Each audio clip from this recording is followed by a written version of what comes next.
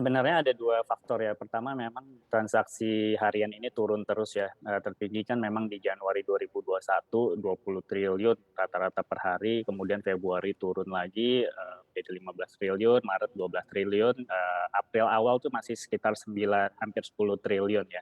Kemudian di akhir April begitu masuk, puasa memang terlihat ada penurunan, sekarang ini mungkin hanya sekitar 8 triliun, dan di awal Mei sedikit naik lagi menjadi 9 triliun. Jadi pertama memang trennya memang tren, turun karena tahun lalu luar biasa antusiasme terutama individual investor di bursa, kemudian seiring dengan, stagnannya pasar, rasanya itu juga menjadi faktor yang mendukung, turunnya gitu ya, volume transaksi harian.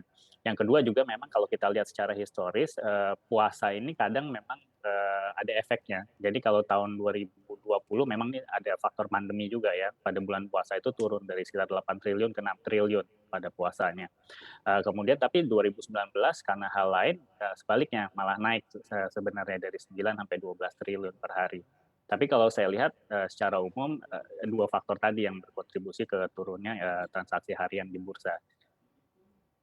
Baik, salah satunya adalah memang tren di bulan puasa yang cenderung sepi begitu ya Mas Faraj. Kalau untuk manajer Ya. investasi sendiri saat ini apakah masih wait and see atau sudah mulai agresif Mas Faraj?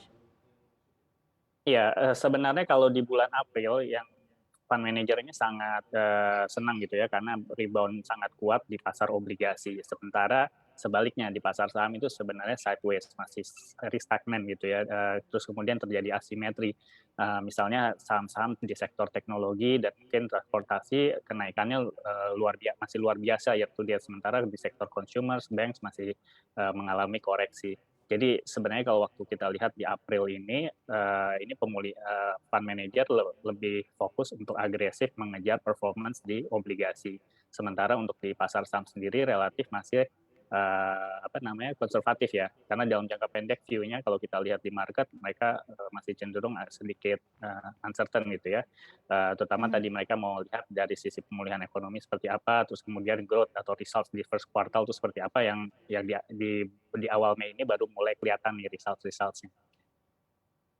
Baik, kalau kita lihat juga Mas Faraj bahwa investor asing sepertinya juga masih terus keluar dari bursa saham kita. Seperti apa Anda melihatnya? Apakah memang sedang tidak menarik begitu pasar keuangan Indonesia atau seperti apa lebih tepatnya? Iya, kalau pasar saham ini memang investornya cenderung dia mengejar yang growth markets ya. Jadi kalau dilihat, banyak sekali investor itu kembali inflow kembali ke Amerika Serikat. Terutama karena dilihat di sana kan saham-saham sektor teknologi pilihan lebih banyak dan disitulah growth marketnya ada. Jadi kalau kita lihat sebenarnya, outflow tuh dari negara-negara Asia cukup banyak dan masuk ke Amerika banyak. Di samping itu yang kelihatan sudah tumbuh dan ekonominya kelihatan juga, first quartal ini luar biasa tumbuhnya, pemulihannya ya di China. Jadi outflow pun kembali masuk ke sana secara sejumlah dengan yang sangat besar. Itu saya rasa beberapa hal yang mendorong mengapa ada outflow yang cukup besar di pasar saham, walaupun year to date sebenarnya masih sedikit inflow ya. Mhm. Kemudian kembali masuk ke Amerika, dan kemudian China, terus kemudian beberapa negara lain seperti mungkin South Korea gitu yang kelihatan pemulihan ekonominya sudah positif. Nah, bagi Anda yang ingin mengikuti berita ekonomi dan juga bisnis, jangan lupa untuk install CNBC Indonesia di App Store dan juga di Play Store.